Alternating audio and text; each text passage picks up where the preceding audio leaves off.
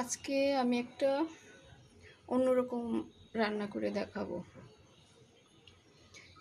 কি রান্না করব সেটা দেখতে হলে চোখ রাখতে হবে, একদম ভিডিওটা দেখতে হবে।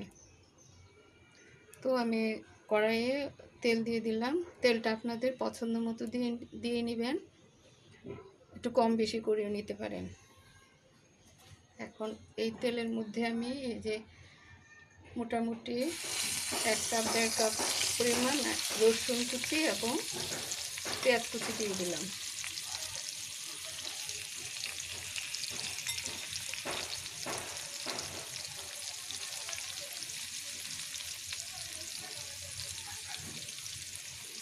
এটা আমি একটু ভেজে নিব, একদম পুরা ফ্রাই করবো না, একটু নরম হওয়া পর্যন্ত একটু ভেজে নিব।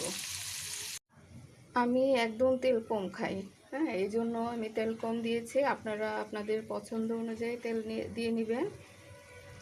তো এই পেঁয়াজ আর রসুনটা আমি একদম ভাজা ভাজা করে নিই, একটু নরম হওয়ার পরে এখন আমি এখানে শিমের বিচি আর এই যে কয়েকটা কটি শুটকি, সিঁদুর শুটকি যেটাকে বলে, এটা দিয়ে দিলাম।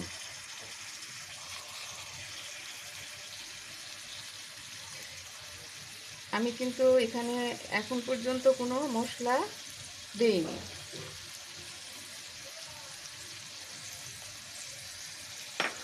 এটা একটু এখন এর মধ্যে আমি দিয়ে দিব এই যে আমি চিকন চিকন করে কেটে রেখেছি, এই যে এরকম করে করলা কেটে রেখেছি, এই যে করলাটা দিয়ে দিব।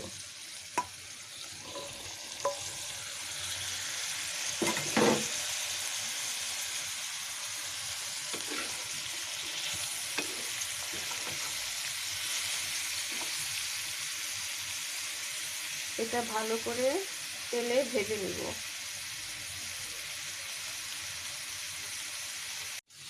এখন আমি পরিমাণ মতো একটু লবণ দিয়ে দিব।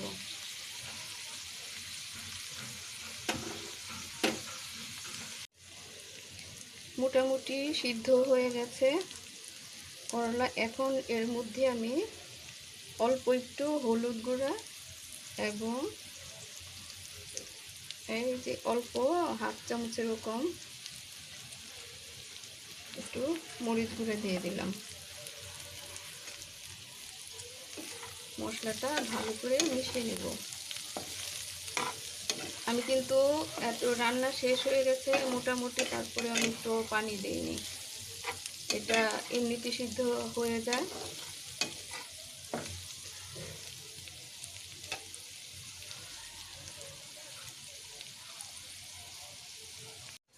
এখন মশলাটা কষানোর জন্য আমি একদম অল্প একটু পানি দিয়ে দিব, শুধু মশলাটা কষাবো। এই পর্যায়ে আমি 4-5টা চিংড়ি মাছ একটু তেলে ভেজে রেখেছিলাম, এই যে এগুলো একটু দিয়ে দিব। এখন এটা ঢেকে রান্না করব কিছুক্ষণ। এই যে আমার করলা শিম চিংড়ি হয়ে গেল রান্না, ভাজি, এটা রান্না না ভাজি। এটা করে দেখবেন, খুব মজা। এখন এটা নামিয়ে পরিবেশন করে নিব। খোদা হাফেজ।